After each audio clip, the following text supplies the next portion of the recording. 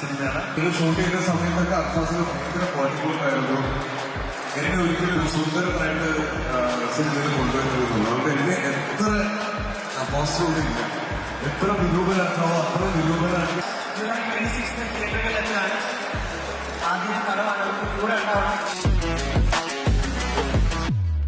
നമസ്കാരം. ഇന്ന് മലയാളത്തിൽ നമുക്ക് ദൂരദർശനിലേക്ക് ഒരുപാട് സീരിയലൊക്കെ തന്ന് നമ്മളെ ഒരുപാട് എൻ്റർടൈൻ ചെയ്ത ഒരു മഹാനായ വ്യക്തിയാണ്. എല്ലാവർക്കും അറിയാം. സാറ് ഒരു ഇൻസ്റ്റിറ്റ്യൂട്ടിൻ്റെ പ്രിൻസിപ്പളായിരുന്നു, ആക്ടറാണ്, പഴയ രജനീകാന്തിൻ്റെ സഹപാഠിയാണ്.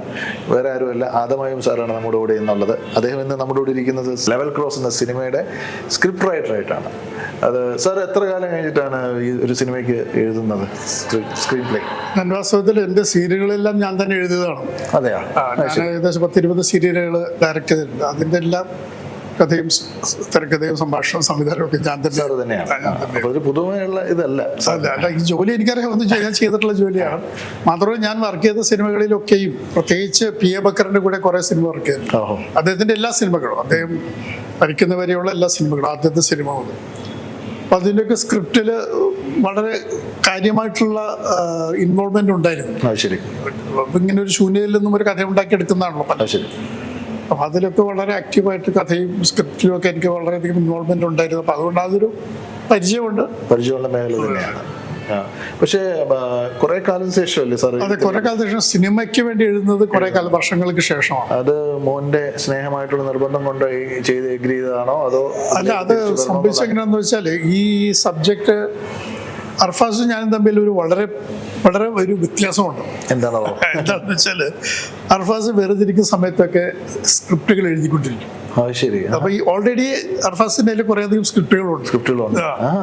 ഞാൻ അങ്ങനെയല്ല. ഞാൻ ഇങ്ങനെ വെറുതെ ഇരിക്കുമ്പോൾ വെറുതെ ഇരിക്കും, വായിക്കും ധാരാളം. പക്ഷെ എഴുത്തുന്നാണെങ്കിൽ എനിക്ക് പ്രഷർ ചെയ്താലേ എഴുതുള്ളൂ. അപ്പൊ സീരിയലിനെ സംബന്ധിച്ചിടത്തോളം സീരിയൽ സബ്മിറ്റ് ചെയ്യേണ്ട സമയമായി, അല്ലെങ്കിൽ സ്ക്രിപ്റ്റ് സബ്മിറ്റ് ചെയ്യേണ്ട സമയമായി, ഇനി 2 ദിവസം ഉള്ളൂ എന്നൊക്കെ പറയുമ്പോഴായിരിക്കും ഞാൻ കുത്തിയിരുന്ന് രാവും എഴുതിയിരിക്കും. ഡെഡ് ലൈൻ മീറ്റ് ചെയ്യും. പക്ഷെ എത്ര സമയം കിട്ടിയാലും ഞാൻ കുറച്ച് മടിയനാണ്. സ്റ്റാർട്ടിങ് ട്രബിൾ ഉണ്ട്. അപ്പൊ വളരെ പ്രഷറൈസ് ചെയ്തുമ്പോഴാണ്. അത് മാത്രമല്ല, ഞാൻ കൂടുതൽ ക്രിയേറ്റീവ് ആകുന്നതും പ്രഷർ വരുമ്പോഴാണ്. സാവകാശം കിട്ടിക്കഴിഞ്ഞാൽ അത്ര നന്നായിട്ട് എഴുതൂല. അപ്പൊ അത് എന്തോ ഒരു ഇന്റർനായിട്ടുള്ള ഒരു സ്വഭാവമാണ്. അപ്പൊ അർഫാസിനെ സംബന്ധിച്ചിടത്തോളം അർഫാസ് ഈ പല സ്ക്രിപ്റ്റുകൾ എഴുതിയിട്ടുണ്ട്. അത് എഴുതുമ്പോഴെല്ലാം അത് എനിക്ക് അയച്ചു തരും. അത് ബോംബെയിലായിരുന്നു. ശരി. അപ്പൊ ഞാനത് വായിക്കും, അതിനകത്തുള്ള എന്തെങ്കിലും സജഷൻസ് ഒക്കെ പറയും. ചിലപ്പോൾ എന്നോടത് ഒന്ന് റീറേറ്റ് ചെയ്യാൻ പറയും, കറക്റ്റ് ചെയ്യാൻ പറയും. അപ്പൊ അത് ഞാൻ ചെയ്ത് അയച്ചു കൊടുക്കും. അങ്ങനെ ആ സമയത്ത് ബോംബെയിലുള്ള സമയത്ത് എഴുതിയ ഒരു സ്ക്രിപ്റ്റാണിത്. ശരി. അന്ന് ഇതിന്റെ രൂപമൊന്നും ഇങ്ങനെ ആയിരുന്നില്ല. ഇപ്പോഴുള്ള പോലെ വേറെ പുള്ളിയുടെ ആശയം, വേറൊരു സബ്ജക്റ്റ് ഇത് തന്നെ, ആശയം ഇത് തന്നെ. പക്ഷെ അതിന്റെ എക്സിക്യൂഷൻ സംബന്ധിച്ച് വളരെ ഡിഫറെന്റ് ആയ ഒരു കാഴ്ചപ്പാടാണ് അന്നുണ്ടായിരുന്നത്. അപ്പൊ ഞാൻ പിന്നെ അത് ഇങ്ങനെ ആക്കാം എന്ന് പറഞ്ഞ് ഞങ്ങൾ ഡിസ്കസ് ചെയ്തിട്ടാണ് ഇങ്ങനെ ആക്കിയത്. ഒറിജിനലി പുള്ളി അത് ഹിന്ദിയിൽ എഴുതാൻ വേണ്ടിയാണ്. ഡയലോഗ്സ് ഒക്കെ ഹിന്ദിയിലായിരുന്നു. ശരി. അപ്പൊ ആദ്യം ഞാൻ ചെയ്ത് അത് പിന്നീട് മലയാളത്തിൽ ചെയ്യണമെന്ന് പറഞ്ഞപ്പോഴേക്കും ഞാൻ മലയാളത്തിലും കൂടി ശ്രമിക്കാം. മലയാളത്തിൽ ചെയ്യണമെന്നല്ല, ഹിന്ദിയോടൊപ്പം തന്നെ മലയാളത്തിലും കൂടി ശ്രമിക്കാം എന്ന് പറഞ്ഞിട്ട് മലയാളത്തിലേക്ക് ആ ഹിന്ദി ഡയലോഗ് കൂടി ട്രാൻസ്ലേറ്റ് ചെയ്തു. അതാണ് ആദ്യം ചെയ്തത്. പിന്നെ മൊത്തം ആദ്യം ചെയ്തത്, ആദ്യം അതാണ് ചെയ്തത്. പക്ഷെ പിന്നീട് ഞാൻ കുറെ അധികം ട്രാൻസ്ലേഷൻ ചെയ്തിട്ടുണ്ട്. കുറെ അധികം സിനിമകൾ ഹിന്ദിയിൽ നിന്നാണ് ഏറ്റവും കൂടുതൽ സിനിമകളും സീരിയലുകളും ഒക്കെ മലയാളത്തിലേക്ക് ട്രാൻസ്ലേറ്റ് ചെയ്ത് ഡബ് ചെയ്തിട്ടുണ്ട് ദൂരദർശന് വേണ്ടി. ഏറ്റവും അവസാനം ചെയ്തത് മീഡിയ വണ്ണിന് വേണ്ടി ടിപ്പു സുൽത്താൻ, പഴയ ഹിന്ദി സഞ്ജയ് ഖാൻ. അപ്പൊ അത് അതാണ് അവസാനം ഡബ് ചെയ്തത്. അപ്പൊ ട്രാൻസ്ലേഷൻ വളരെ എളുപ്പമുള്ള കാര്യമാണ് എന്നെ സംബന്ധിച്ചോളം. പിന്നീട് ഇതിന്റെ സ്വഭാവം മുഴുവൻ മാറി. ഇതിന്റെ ഘടന മാറി, ഇത് എക്സിക്യൂഷൻ മാറി. അതിന്റെ ബീജം മാത്രം സെയിം ആണ്, പക്ഷെ മൊത്തത്തിൽ മാറ്റി. അപ്പൊ പിന്നെ കംപ്ലീറ്റ് റീറേറ്റ് ചെയ്യേണ്ടി വന്നു. അപ്പൊ ട്രാൻസ്ലേറ്റ് ചെയ്തൊക്കെ മാറ്റി വെച്ചു. സ്ക്രീൻ പ്ലേ അർഫാസിന്റെ ആണ്. അപ്പോൾ ഡയലോഗ് മുഴുവൻ ആദ്യം മുതൽ വീണ്ടും വേറൊരു രീതിയിൽ റീറേറ്റ് ചെയ്യും. അങ്ങനെയാണ് ഇതിലേക്ക് പോകുന്നത്. സാർ എത്ര ദിവസം കൊണ്ടാണ് ഡയലോഗ്സ് എല്ലാം എഴുതി തീർത്തത്? ഞാൻ പറഞ്ഞു അത് പെട്ടെന്ന് എഴുതി തീർക്കുന്നതുകൊണ്ട് ഞാൻ 2 ദിവസം കൊണ്ട് എഴുതി തീർത്തു. അദ്ദേഹം ഹാപ്പി ആയിരുന്നു. ഞാനൊരു ഇന്റർവ്യൂ ചോദിച്ചപ്പോൾ പുള്ളി ഭയങ്കര പെർഫെക്ഷനിസ്റ്റ് ആണ്, മകനാണെങ്കിലും ഭയങ്കരമായിട്ട് പണിയെടുപ്പിക്കുന്ന ഒരു ഡയറക്ടർ എന്നാണ് ഇപ്പൊ എനിക്ക് റിപ്പോർട്ട് കിട്ടിയിരിക്കുന്നത്. എങ്ങനെയായിരുന്നു ഡാഡിനെ? അല്ല, ഞാൻ എഴുതി കൊടുക്കുമ്പോഴേക്കും പുള്ളി എവിടെയെങ്കിലും പറയാം അത് അങ്ങനെ വേണമെന്ന് ചോദിക്കും ചിലപ്പോൾ. അല്ലെങ്കിൽ ഇങ്ങനെ ആക്കിയാൽ കൂടി അങ്ങനെ ആക്കാം. അങ്ങനെ മകനാണെങ്കിൽ തന്നെ ഹീസ് എ ഡയറക്ടർ. അതെ അതെ. ഓ അപ്പൊ ഡയറക്ടറെ നമ്മൾ മാനിച്ചേ പറ്റുള്ളൂ. ഞാൻ പറഞ്ഞല്ലോ, ഞാൻ ഒരുപാട് സീരിയലുകളിൽ എന്റെ വിദ്യാർത്ഥികൾ ഡയറക്ട് ചെയ്ത സീരിയൽ ഞാൻ അഭിനയിച്ചിട്ടുണ്ട്. ഓ ശരി. അപ്പൊ അവിടെ I am just an actor. അതെ ഞാൻ അവരുടെ അധ്യാപകനല്ല. അതെ അതെ അതെ. ഞാൻ ഒരിക്കലും അധ്യാപകനാവാറില്ല. കാരണം അപ്പൊ അവര് ടെൻസ് ആവും, അവർ നെർവസ് ആവും. അവരെന്തെങ്കിലും തെറ്റ് ചെയ്താൽ ഞാൻ സഹായിക്കുന്നു. ഇവിടെ നിങ്ങളുടെ ഡയറക്ടർ, ഞാൻ I M an obedient actor. നിങ്ങൾ പറയുന്ന നിർദ്ദേശങ്ങൾ അനുസരിക്കാൻ ബാധ്യസ്ഥനായ ഒരു നടൻ മാത്രമാണ്. അപ്പൊ നിങ്ങൾ എന്നെ ആ രീതിയിൽ മാത്രം കണ്ടാൽ മതി. നിങ്ങൾക്ക് എന്ത് തെറ്റ് ഞാൻ എന്റെ ഭാഗത്തു നിന്ന് ശരിയല്ലെങ്കിൽ ശരിയല്ല എന്ന് പറയണം. അപ്പൊ അതുപോലെ തന്നെ is the director and the writer. എവിടെയെങ്കിലും മകൻ ചെയ്യുന്നത് ഇത് ഈ സജഷൻ ശരിയല്ല, ഇത് കുറച്ചും കൂടെ നന്നായിരുന്നു എന്ന് സാറിന് പറയാൻ തോന്നിയിട്ടുണ്ടോ? സാർ പറഞ്ഞിട്ടുണ്ട്? നമ്മുടെ അൾട്ടിമേറ്റ് എയിം സിനിമ നന്നാവുന്നുള്ളതാണ്. അല്ല, he was very open minded about that. ശരി. അപ്പൊ അതിനെ കുറിച്ചൊന്നുമില്ല. സാറുമായിട്ടൊരു കംഫർട്ട് സോണോ അല്ലെങ്കിൽ മാനസിക കംഫർട്ട് സോൺ ആണ്. അതുകൊണ്ടാണ് സാറിന് ഇത്? അല്ല, കംഫർട്ട് സോൺ ആണ്. കാരണം എന്റെ കൂടെ നേരത്തെ അസിസ്റ്റ് ചെയ്തിട്ടുണ്ട് പല സീരിയലുകളിലും. എന്റെ കൂടെ അസിസ്റ്റ് ചെയ്ത് ആ ഒരു എക്സ്പീരിയൻസ് ആണ് ആദ്യം കിട്ടുന്നത്. പിന്നെയാണ് മറ്റു പലരുടെയും കൂടെ പോയത്. അപ്പോ ആ ഒരു ഹി നോസ് മൈ എന്റെ ക്യാരക്ടർ അറിയാം, എന്റെ വർക്കിംഗ് രീതികൾ അറിയാം. അപ്പൊ അതുകൊണ്ട് ആ കാര്യത്തിൽ ഞങ്ങൾ തമ്മിൽ വളരെ നല്ലൊരു സാർ ഫിലിം കണ്ടോ? ഫിലിം കണ്ടു. ഓക്കെ. സാറ് അതിനകത്ത് സാറിന് നിങ്ങൾ റോൾ എന്തെങ്കിലും ഉണ്ടോ? ഇല്ല, ഞാനത് സ്ക്രിപ്റ്റ് റൈറ്റർ മാത്രമേ. ആക്ച്വലി ഒരു വേഷം ചെയ്യാൻ ഉദ്ദേശിച്ചിരുന്നു. വളരെ ചെറിയ, ആക്ച്വലി 3 ക്യാരക്ടേഴ്സ് ഉള്ളൂ അതിനകത്ത്. ഈ ആസിഫ് അലിയുടെ, അമരപോളുടെയും ഷറഫുദ്ദീന്റെ. ഒറിജിനലി ഈ 3 ക്യാരക്ടേഴ്സ് മാത്രമേ ഉണ്ട്. ആദ്യം കൺസീവ് ചെയ്തല്ലോ അർഫാസ്. അപ്പൊ ഈ 3 ക്യാരക്ടേഴ്സ് മാത്രമേ ഉണ്ടായിരുന്നുള്ളൂ. പിന്നീടാണ് ചെറിയ ചെറിയ ക്യാരക്ടേഴ്സ് അവിടെ ഫ്ലാഷ് ബാക്കുകളിൽ ഇങ്ങനെ ഇൻട്രൊഡ്യൂസ് ചെയ്തത്. അപ്പൊ ഒരു വേഷം ഉണ്ടായിരുന്നു, ഒരു സീനിൽ മാത്രം വരുന്ന വേഷം. ചെയ്യണോ വേണ്ടത് അങ്ങനെ ഇരിക്കാതെ. പക്ഷെ ആ സമയത്ത് ഞാൻ ഹജ്ജിന് പോയിരുന്നു, ഷൂട്ടിംഗ് സമയത്ത്. ഞാൻ പറഞ്ഞു വേറെ ആരെങ്കിലും കൊണ്ട് ചെയ്യിച്ചോളൂ, വെയിറ്റ് ചെയ്യണ്ടെന്ന് പറഞ്ഞു. അതിനകത്ത് ലാൽ ജോസ് ആണ് അത് ചെയ്തത്. അതെയാ? ശരി. ശരിക്കും പറഞ്ഞാൽ കുറെ ഗ്യാപ്പിന് ശേഷമാണ് സാറ് മകന്റെ സിനിമയിൽ, അസോസിയേറ്റ് ഡയറക്ടർ സിനിമയിലാണ് സാർ വീണ്ടും അഭിനയം തുടങ്ങുന്നത് അല്ലേ? ശരിക്കും പറഞ്ഞാൽ ഒരു ബ്ലസ്ഡ് ഫാദർ ആണ്. മകൻ പറയുന്നു നേരിൽ, സോറി, നമ്മുടെ ദൃശ്യം 2 ജഡ്ജി ആയിട്ട്. അപ്പം അത് കഴിഞ്ഞിട്ട് സാറ് അതെന്തായിരുന്നു, അപ്പൊ എങ്ങനെയായിരുന്നു ഇപ്പം ആ ഒരു മൊമെന്റ് എങ്ങനെ ചെറിയ അതെങ്ങനെയാണ് ആ ഒരു ക്യാരക്ടറിലേക്ക് ദൃശ്യം 2 സാർ എത്തും? മകൻ കാരണമാണ്. ഞാൻ ദൃശ്യം 2 എത്തുന്നതിനകത്ത് ആക്ച്വലി അർഫാസിന് വലിയ റോളൊന്നുമില്ല എന്നുള്ളതാണ് സത്യം. ശരി. അതില് ജിത്തുവിന്റെ മറ്റൊരു അസിസ്റ്റന്റ് ഉണ്ടായിരുന്നു. അർഫാസ് വരുന്നതിന് മുമ്പുള്ള ഒരു അസോസിയേറ്റ് ആണ്. ശരി. പുള്ളി ഒരു സ്വന്തമായിട്ട് പടമൊക്കെ ചെയ്തു, ഉത്തരം എന്നുള്ള സിനിമയൊക്കെ ചെയ്താണ്. ശരി. അപ്പൊ അദ്ദേഹമാണ് ഈ ക്യാരക്ടർ ഇങ്ങനെ ചെയ്യുമ്പോഴേക്കും, ഇങ്ങനെ കാസ്റ്റിംഗ് നടക്കുമ്പോഴേക്കും, ജഡ്ജിയുടെ വേഷം നടക്കുമ്പോഴേക്കും പുള്ളി സജസ്റ്റ് ചെയ്തു നമുക്ക് അയ്യൂബ് സാറിനെ വിളിച്ചാലോ എന്ന് പറഞ്ഞു. ഞാൻ അർഫാസിനോട് നേരത്തെ പറഞ്ഞിട്ടുണ്ട്, എവിടെ വർക്ക് ചെയ്യാൻ പോയി തന്നെ ഒരിക്കലും എൻ്റെ പേര് അങ്ങോട്ട് കയറി റെക്കമെൻഡ് ചെയ്തു. ആരെങ്കിലും ഫാദർ അഭിനയിക്കുമെന്ന് ചോദിച്ചാൽ ഓക്കെ എന്ന് പറഞ്ഞോളൂ, അല്ലാതെ അങ്ങോട്ട് കയറി സജസ്റ്റ് നേരത്തെ പറഞ്ഞിരുന്നു. അതുകൊണ്ട് അർഫാസ് ഒരിക്കലും എൻ്റെ പേര് സജസ്റ്റ് ചെയ്യില്ല. അപ്പം ഇദ്ദേഹം പറഞ്ഞു സുധീഷ് രാമേന്ദ്രൻ, ആ പുള്ളിയാണ് പറഞ്ഞത്. അപ്പോൾ ജിത്തു പറഞ്ഞു ഓക്കെ. അത് ജിത്തുവിന് എന്നെ നേരത്തെ അറിയാം. ജിത്തുവിന് എന്നെ നേരത്തെ അറിയാവുന്ന കാര്യം ഞാൻ അറിയുന്നത് ദൃശ്യം കഴിഞ്ഞതിന് ശേഷമാണ്. ഒരു ദിവസം ഞങ്ങളുടെ വീട്ടിൽ വന്നിരുന്നു മോൻ്റെ കുട്ടിയൊക്കെ കാണാനായിട്ട്. അപ്പൊ അന്ന് പറഞ്ഞു ഞാൻ ഈ ഫിലിം ഇൻസ്റ്റിറ്റ്യൂട്ടിൽ ചേരാനായിട്ട് വന്നിരുന്നു. അവിടുന്ന് ഫോമൊക്കെ വാങ്ങിച്ചുകൊണ്ട് പോയി. ഞാൻ പഠിപ്പിക്കുന്ന മനോജൊക്കെ പഠിച്ചു. വാങ്ങിച്ചുകൊണ്ട് പോയി. പിന്നെ അത് ഫില്ല് ചെയ്ത് തിരിച്ചെനിക്ക് വരാൻ പറ്റില്ല. അപ്പോഴേക്കും മഞ്ഞപ്പിത്തം എന്തോ അസുഖമായിട്ട് കിടന്നുപോയി. അങ്ങനെ സമയം, ആ ഒരു അവസരം മിസ്സായി. പിന്നെ ഞാൻ ആരോടും പഠിക്കാൻ പോയില്ല. ഞാൻ പിന്നെ അസിസ്റ്റ് ഇങ്ങനെ ചെയ്തിട്ടാണ് വന്നത്. അപ്പൊ പിന്നെ ദൂരദർശനിൽ ഞാൻ വരയ്ക്കുമ്പോഴും പുള്ളി എൻ്റെ സീരിയൽ എന്നെ കണ്ടിട്ടുണ്ടെന്ന് പറഞ്ഞു. അപ്പൊ പുള്ളി ഞാൻ ഇവിടെ ഉള്ളതുകൊണ്ടാണ് അർഫാസിനെ ബോംബെയിൽ നിന്ന് ഇങ്ങോട്ട് കൊണ്ടുവന്നത്. പുള്ളി ബോംബെയിലെ ഈ ഋഷി കപൂർ അവസാനം അഭിനയിച്ച ബോഡി ഡയറക്ടർ അവിടെ പോയപ്പോഴേക്കും he was looking for an assistant, ഒരു അസോസിയേറ്റ്. ഇവിടുത്തെ ടീം പുള്ളിയുടെ കൂടെ ഉണ്ട്. പക്ഷെ ഭാഷ അറിയാവുന്ന ഒരാളുണ്ട്. പലരും റെക്കമെൻഡ് ചെയ്തത് അർഫാസിന്റെ പേരാണ്. കാരണം ഇനോസ് ഇംഗ്ലീഷ്, ഹിന്ദി ആൻഡ് മലയാളം. അപ്പൊ അങ്ങനെ ഒരാളെ കിട്ടിയപ്പോൾ പുള്ളി വളരെ ഹാപ്പിയായി. അങ്ങനെ സംസാരിച്ചപ്പോൾ എവിടെയാണ് സ്ഥലം, ആരുടെ മകനാണെന്ന് ചോദിച്ചപ്പോഴാണ് എൻ്റെ പേര് പറയുന്നത്. അപ്പോൾ എനിക്ക് സാറിന് അറിയാം. അപ്പൊ പറയുന്ന why don't you come to, ഞാൻ പുള്ളി പറഞ്ഞു ഒരിക്കലും ഹിന്ദിയിലെ റെവല്യൂഷനും മലയാളത്തിലെ റെവല്യൂഷനും തമ്മിൽ ഭയങ്കര വ്യത്യാസമുണ്ട്. പക്ഷെ I will give you the best possible offer. ഇൻഡസ്ട്രിയിൽ, മലയാളം ഇൻഡസ്ട്രിയിൽ ഏറ്റവും നല്ല ഇത് ഞാൻ തരാം. മാത്രമല്ല I have back to back films ഉണ്ട്, അതുകൊണ്ട് ഒരിക്കലും വെറുതെ ഇരിക്കേണ്ടി വരില്ല. അങ്ങനെ അപ്പൊ എന്നോട് വിളിച്ച് ചോദിച്ചു അപ്പൊ ഐ വാസ് ഡിലൈറ്റഡ്. കാരണം ഞാനും വൈഫ് മാത്രമേ ഉള്ളൂ ഇവിടെ, മക്കൾ 3 പേരും പുറത്താണ്. ഞാൻ വന്നേക്കുന്നു പറഞ്ഞു, ഉടനെ വന്നേക്കുന്നു. അങ്ങനെയാണ് പുള്ളി ഇങ്ങോട്ട് വന്നത്. ഞാൻ ജിത്തുവിന്റെ കൂടെ തുടർച്ചയായിട്ട് ഇപ്പൊ 6-7 സിനിമയായി. ശരി. സാറിന്റെ കുടുംബത്തിൽ പറയുകയാണെങ്കിൽ എത്ര കുട്ടികളാണ് സാറിന്? 3 പേരാണ്. ഇദ്ദേഹം നടുക്കുള്ള ആളാണ്, മൂത്ത മകളാണ്. ശരി.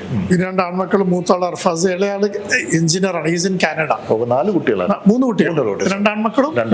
അർഫാസ് നടക്കത്തെ കുട്ടിയാണ്. അർഫാസ് നടക്കത്തെ. ഈ അർഫാസ് സാറിന്റെ പാത പിന്തുടരുന്ന സാറിന് എപ്പോഴാണ് തോന്നിയത്? അർഫാസ് ഇപ്പൊ എന്റെ 2 ആൺമക്കളും എന്റെ പല സീരിയലുകളും അഭിനയിച്ചിട്ടുണ്ട്. അതെയോ? ശരി. ബാലനടന്മാരെ.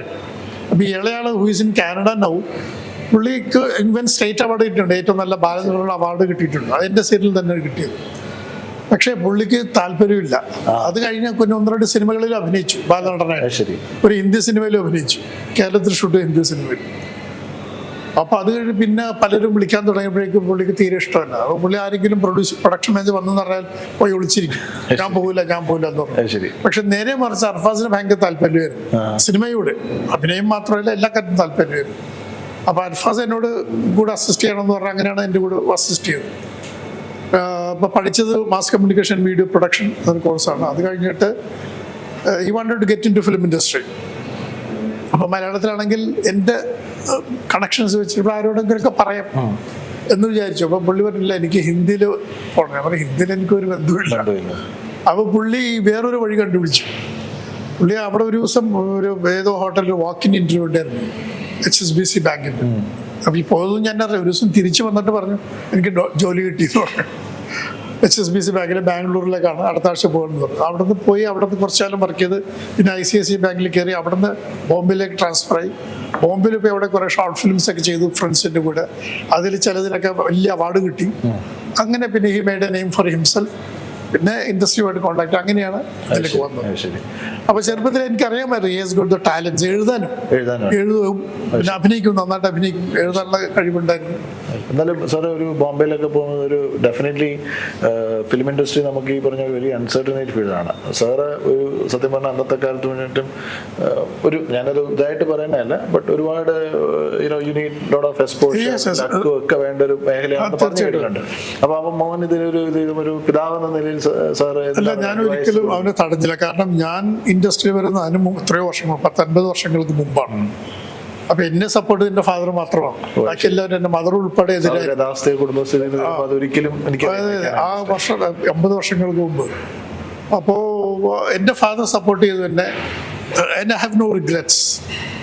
ഓഫ് കോഴ്സ് ഞാൻ വളരെ ഉന്നതങ്ങളിൽ എത്തിയില്ലെങ്കിൽ തന്നെയും ജീവിതത്തിൽ ആഗ്രഹിച്ചതൊക്കെ കാര്യങ്ങളൊക്കെ ഒരുവിധം ആവറേജ് ആയിട്ടെങ്കിലും നേടി. കുട്ടികളെല്ലാം ഭാഷകളിലുണ്ട്, അത് തന്നെ വലിയൊരു കാര്യമല്ലേ. കുട്ടികളെയൊക്കെ അവരവർ ആഗ്രഹിച്ച മേലെ. ഇളയാൾക്ക് സിനിമ വേണ്ട, എഞ്ചിനീയറിംഗ് വേണം, എഞ്ചിനീയറായി, ഇസ് ഇൻ കാനഡ നൗ, നല്ല ഉദ്യോഗത്തിലാണ്. മകള് പിന്നെ പോസ്റ്റ് ഗ്രാജുവേഷൻ കഴിഞ്ഞു, is married, she is working ഇപ്പോൾ അവിടെ ഓഡിറ്ററാണ്.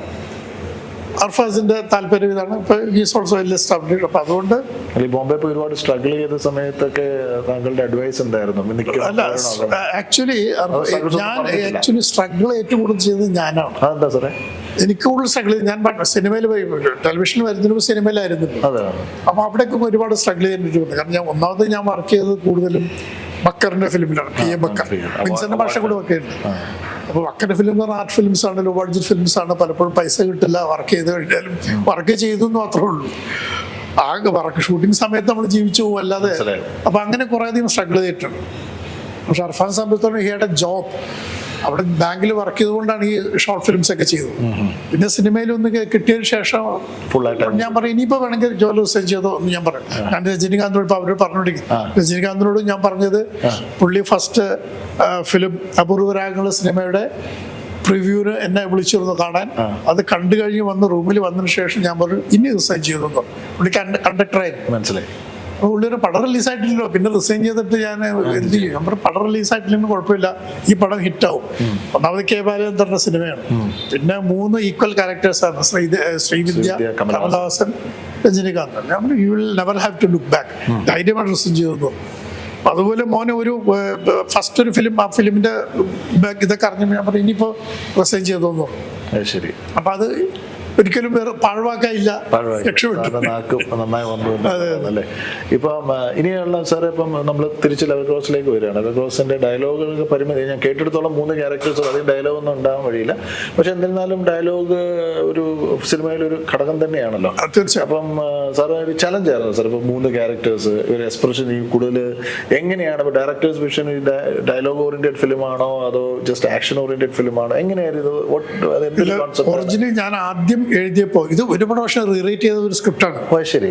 അപ്പോൾ ആദ്യം എഴുതിയപ്പോൾ ഞാൻ കുറച്ചധികം ഡയലോഗ് എഴുതിയിരുന്നു. കാരണം കമ്മ്യൂണിക്കേറ്റ് ചെയ്യാൻ വേണ്ടിയിട്ട് കുറച്ചധികം ഡയലോഗ് ഞാൻ എഴുതിയിരുന്നു. പിന്നെ മറ്റൊരു പ്രശ്നം വെച്ചാൽ ലെങ്ത്തിന്റെ പ്രശ്നം ഉണ്ടായിരുന്നു. എത്ര മണിക്കൂറുണ്ട് സാർ പടം? ഇപ്പോൾ ഓൾമോസ്റ്റ് 2 hours ഉണ്ട്. അത്രേ. പക്ഷെ അന്ന് ഇത് ആദ്യം കൺസീവ് ചെയ്ത സമയത്ത് പിന്നീട് കുറെ സാധനങ്ങൾ ചേർത്തിട്ടുണ്ടായിരുന്നു. പിന്നീട് അതിന് കുറച്ചും കൂടി സ്ക്രിപ്റ്റ് വലുതാക്കി. അപ്പൊ അന്ന് ഇത് എഴുതിയതുപോലെ എടുക്കണമെന്നുണ്ടെങ്കിൽ ഇത് സമയം ഡ്യൂറേഷൻ കുറഞ്ഞു പോകും. അപ്പൊ അതുകൊണ്ട് ഞാൻ കുറച്ച് ഡയലോഗ് മുളച്ചു വെക്കുന്ന ഡയലോഗല്ല, ആ കഥയും കഥാപാത്രവും സന്ദർഭങ്ങളായിട്ട് യോജിച്ചു പോകുന്ന ഡയലോഗാണ്. പക്ഷെ അത് കഴിഞ്ഞ് പിന്നീട് നമ്മൾ കുറച്ച് ഇതിനെ കൂടി എക്സ്പാൻഡ് ചെയ്ത് കുറെ സാധനങ്ങൾ ഇടയ്ക്കൊക്കെ ചേർത്തിട്ടപ്പോഴേക്കും ആവശ്യത്തിന് ലെങ്ത് ഉണ്ട്. അപ്പൊ ഞാൻ ഡയലോഗ് കുറെ അധികം കട്ട് ഡൗൺ ചെയ്തു. എന്നിട്ട് ഞാൻ പിന്നെ അതിനകത്ത് ഈ വാക്കുകൾ കുറച്ചുകൊണ്ട് വളരെ കുറച്ച് വാക്കുകളുള്ളൂ. പറയുന്ന വാക്കുകൾ വളരെ അർത്ഥവത്തായിട്ടുള്ള വാക്കുകളാണെങ്കിൽ തന്നെ കൂടുതലും നോട്ടങ്ങളിലൂടെയും ഭാവങ്ങളിലൂടെയും ചലനങ്ങളിലൂടെയും ഒക്കെയാണ് കമ്മ്യൂണിക്കേറ്റ് ചെയ്തത്. അപ്പോൾ ഡയലോഗിന്റെ അതിപ്രസരം ഈ സിനിമയിലില്ല. എന്നിരുന്നാലും സാറിന് എത്രത്തോളം ഒരു സ്ക്രിപ്റ്റ് റൈറ്റർ തിരിച്ചു വരവാണ് അല്ലെ, ഒരു ഗ്യാപ്പ് സാറിന് ഒരു ഈ ഫിലിമിന്റെ ഒരു script writer, what you think സാറിന്റെ കോൺട്രിബ്യൂഷൻ? സാർ ഒരു പ്രൊഫഷണൽ ആയിട്ട്, മകന്റെ പടമൊന്നല്ല, പ്രൊഫഷണൽ ആയിട്ട് സാർ എന്ത് തോന്നുന്നു സാർ? What is your? എനിക്ക് വളരെ പ്രതീക്ഷയുള്ളൊരു ഇതാണ്. ആക്ച്വലി ഞാൻ ഇത് മാത്രമല്ല, അർഫാസിന്റെ ഒട്ടുമിക്ക എല്ലാ കഥകളും ഞാൻ തന്നെയാണ് എഴുതിയിട്ടുള്ളത്. അതെല്ലാം റെഡി ആയിട്ടിരിക്കുകയാണ്. ശരി. അപ്പൊ വേറെ പ്രൊഡ്യൂസേഴ്സ് ഒക്കെ കുറച്ച് പേർക്ക് ലൈനപ്പ് ചെയ്തിട്ടുണ്ട്. ഇപ്പൊ ഈ പടം റിലീസിന് വേണ്ടി പലരും കാത്തിരിക്കുകയാണ്. ശരി. അപ്പൊ ഇതിനു വേറെയും പലരുണ്ട് കഥകളുണ്ട്. അതെല്ലാം ഞാൻ തന്നെയാണ് ഡെവലപ്പ് ചെയ്ത് അത് എഴുതി വെച്ചിട്ടുണ്ട്. ഞാൻ ഏതൊക്കെ പ്രൊഡ്യൂസേഴ്സ് ഏതൊക്കെ ഇഷ്ടപ്പെടുമെന്ന് അറിയില്ല. അതുപോലെ ആർട്ടിസ്റ്റ് പലരെയും പല സ്റ്റോറിയും പലരെയും പറഞ്ഞു ഏൽപ്പിച്ചിട്ടുണ്ട്. ആർട്ടിസ്റ്റുകളൊക്കെ പലരും ഇഷ്ടപ്പെട്ടിട്ടുണ്ട്. അപ്പൊ അങ്ങനെ എല്ലാം റെഡി ആയിരിക്കുകയാണ്. പക്ഷെ എല്ലാം ഈ പടത്തിന്റെ ഔട്ട്കം ആശ്രയിച്ചിരിക്കും. ഇപ്പൊ ഒരു രസകരമായിട്ട് ചോദ്യം ചോദിക്കുകയാണ് സാർ. ആക്ടിംഗിലുണ്ട്, ഡയറക്ഷൻ ഉണ്ട്, സ്ക്രിപ്റ്റ് റൈറ്റിംഗ് ഉണ്ട്. ഇതിലിപ്പോ 3 സാറിന്റെ ഈ പ്രായത്തിൽ ഇപ്പം given A choice, which is the first preference? First preference acting ആണ്. ഈ ആക്ച്വലി ഇത് 4-ാമത്തെ ഒരു ജോലി കൂടി ഞാൻ ചെയ്യുന്നുണ്ട്, പഠിപ്പിക്കാന്നുള്ളതാണ്. ഞാൻ സിനിമ പഠിപ്പിക്കുന്നുണ്ട്. ഇവിടെ അല്ല, ഇപ്പൊ ഞാൻ പോകുന്നത് പല ഈ മാസ് കമ്മ്യൂണിക്കേഷൻ ഉള്ള കോളേജുകളിൽ ഗസ്റ്റ് ലെക്ചറായിട്ട് പോകുന്നുണ്ട്. വർക്ക്ഷോപ്പുകൾ വേണ്ടി പലരും വിളിക്കാറുണ്ട്. അപ്പൊ വെച്ചാൽ അത് ഇതിൽ ഈ പറഞ്ഞ കാര്യങ്ങളിൽ ഏറ്റവും കുറഞ്ഞ റെമ്യൂണറേഷൻ കിട്ടുന്ന ഒരു ജോലിയാണ്. പക്ഷെ എനിക്ക് വളരെ തൃപ്തി കിട്ടുന്നത്, കാരണം ഇത് ഒരു പുതിയ ജനറേഷനെ നമുക്ക് അവരെ ഒരു നല്ല മാർഗം പറഞ്ഞു കൊടുത്ത്, ഞാൻ പറഞ്ഞില്ല എന്റെ സ്റ്റുഡൻസ് ഇപ്പോൾ കേരളത്തിൽ മലയാളം ഫിലിം ഇൻഡസ്ട്രിയിൽ നിറച്ചുണ്ട്. ടെലിവിഷനിൽ ഇഷ്ടം പോലെ ഉണ്ട്. ടെലിവിഷൻ ഏത് ചാനലിൽ പോയാലും എന്റെ വിദ്യാർത്ഥികൾ ഏതെങ്കിലും ഡിപ്പാർട്ട്മെന്റ്, അത് ഡയറക്ഷനിൽ മാത്രമല്ല, സ്ക്രിപ്റ്റ് റൈറ്റേഴ്സ് ഉണ്ട്, ഡയറക്ടേഴ്സ് ഉണ്ട്, ആക്ടേഴ്സ് ഉണ്ട്, ക്യാമറമാരുണ്ട്. അപ്പൊ അങ്ങനെ അതൊരു വലിയൊരു ഇത്രയധികം വിദ്യാർത്ഥികളുടെ ഗുരു എന്ന് പറയുമ്പോൾ കിട്ടുന്ന ഒരു റെസ്പെക്ട് ഉണ്ട്. ഇവിടെ ഏത് സെറ്റിൽ പോയാലും അവിടെ എന്നെ അറിയുന്നല്ല എന്നെ ബഹുമാനിക്കുന്ന, ഞാൻ പഠിപ്പിച്ച ശിഷ്യന്മാരുണ്ടാവും. അതാണ് മനസ്സിന് സംതൃപ്തി ആയിരുന്നു. സാമ്പത്തികമായിട്ട് അഭിനയമാണ് വളരെ റെമ്യൂണറേറ്റീവ് ആയിട്ടുള്ളത്. ഇഷ്ടവും അത് തന്നെയാണ് എനിക്ക്. ഈ 3 കാര്യങ്ങളിൽ അത് മാറ്റിവെച്ചാൽ ഈ 3 കാര്യങ്ങളിൽ അഭിനയം തന്നെയാണ് ഇഷ്ടം. ലെവൽ ക്രോസ് എന്ന സിനിമ അർഫാസ് അയ്യൂബിൻ്റെ ആദ്യത്തെ ഇൻഡിപെൻഡൻറ്റ് ഡയറക്ടോറിയൽ വെഞ്ചറാണ്. എൻ്റെ മകനാണ്, എൻ്റെ ശിഷ്യനും കൂടിയാണ്. കാരണം സിനിമ പഠിച്ചത് എൻ്റെ നിന്നാണ്. പിന്നെ അതിൻ്റെ സിനിമയുടെ ക്രിയേറ്റീവായിട്ടുള്ള രംഗങ്ങളിൽ എൻ്റെയും ഒരു ചെറിയ കോൺട്രിബ്യൂഷൻ ഉണ്ട്. കാരണം ഞാൻ അതിൻ്റെ സംഭാഷണ രചയിതാവാണ്. ഈ സിനിമ വളരെ ഡിഫറെൻ്റ് ആണ്. എന്താണെന്ന് വെച്ചിട്ടുണ്ടെങ്കിൽ ഇതിനെ സംബന്ധിച്ചിടത്തോളം 3 കഥാപാത്രങ്ങൾ, ഒറ്റ ലൊക്കേഷൻ എന്ന് മാത്രമല്ല, ഇതിൻ്റെ സ്ഥലവും കാലവും അൺറിയലാണ്. കേരളത്തിൽ വെച്ച് നടക്കുന്ന കഥയല്ലായിരുന്നു. ഇതൊരു ലെവൽ ക്രോസ് വെച്ച് നടക്കുന്ന കഥയാണ്. പക്ഷെ ഒരു നഗരത്തിലെ ലെവൽ ക്രോസ് അല്ല, ഒരു ഗ്രാമത്തിലെ ലെവൽ ക്രോസ് അല്ല, കേരളത്തിൽ എവിടെയും ഇല്ലാത്തൊരു ലൊക്കേഷനാണ്. ഒരു മരുഭൂമിയിൽ കൂടെ കടന്നു പോകുന്ന ഒരു റെയിൽവേ ട്രാക്ക്, അതിലൂടെ ഒരു ക്രോസ് ചെയ്ത് പോകുന്ന ഒരു റോഡ്. ആ റോഡിൽ വാഹനങ്ങളൊന്നും അങ്ങനെ പോകാറില്ല. പക്ഷേ ട്രെയിനുകൾ ട്രാക്കിലൂടെ കടന്നു പോകും. അപ്പോൾ സ്വാഭാവികമായിട്ടും അവിടെ ഒരു ഗേറ്റ് കീപ്പർ വേണം ലെവൽ ക്രോസ് തുറക്കാനും അടയ്ക്കാനുമായിട്ട്, വാഹനങ്ങൾ വന്നാലും ഇല്ലെങ്കിലും. അങ്ങനെ അവിടെ ഒറ്റപ്പെട്ട ജീവിതം നയിക്കുന്ന ഒരു ഗേറ്റ് കീപ്പർ. വിശാലമായ, വിജനമായ, നിശബ്ദമായ പശ്ചാത്തലം. ആ പശ്ചാത്തലത്തിലാണ് ഈ കഥ നടക്കുന്നത്. ബാക്കിയുള്ള കാര്യങ്ങൾ നിങ്ങൾ കണ്ട് മനസ്സിലാക്കുക. അപ്പോൾ ശക്തമായിട്ട് മലയാള സിനിമയ്ക്ക് ഒരു ഗ്യാപ്പ് അനുസരിച്ച് സാറ് ആദ്യം തുടങ്ങിയതിനെക്കാട്ടും ഫൈനൽ ഇയേഴ്സ് പൂർവാധികം ശക്തിയോട് സാറ് വരികയാണ് അല്ലേ?